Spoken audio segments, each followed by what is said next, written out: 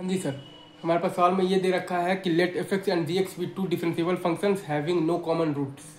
Having no common zeros, right. और दे रखा है कि f x into g less x is not equal to है f less x into g x for all x, right. तो हमें ये प्रूव करना है कि prove that between any two zeros of basically f x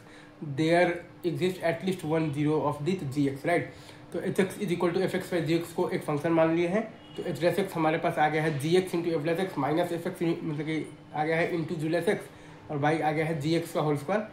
ठीक है। अब हम लोग बेसिकली अल्फा बीटा को मान लो रूट्स ऑफ एफ एक्स, तो एच बीटा बराबर भी जीरो है और एच ऑफ अल्फा बराबर भी जीरो है। अल्फा बीटा के बीच में एच एक्स पर एलिमिटी लगा दो, तो zero is equal to h beta minus है हमारे पास एच अल्फा बाई है हमारे पास beta minus alpha is equal to h dash c is equal to g c into f dash c minus f c into g dash c by है हमारे पास g c का whole square for some c belongs to alpha to beta, right sir, is it true.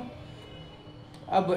चूंकि F x into g less x is not equal to है f less x into g x for all x, right. तो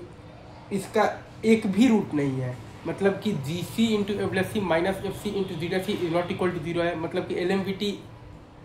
यहाँ पर तो fail हो गया, मतलब कि L M V T can not be applied here, मतलब कि g x is equal to zero है for some x belongs to alpha to beta, मतलब कि g x is equal to zero है for some x belongs to alpha to beta, क्योंकि कभी यहाँ पर एल एम वी टी आपका हुआ है, फेल हुआ है, right sir, is it true.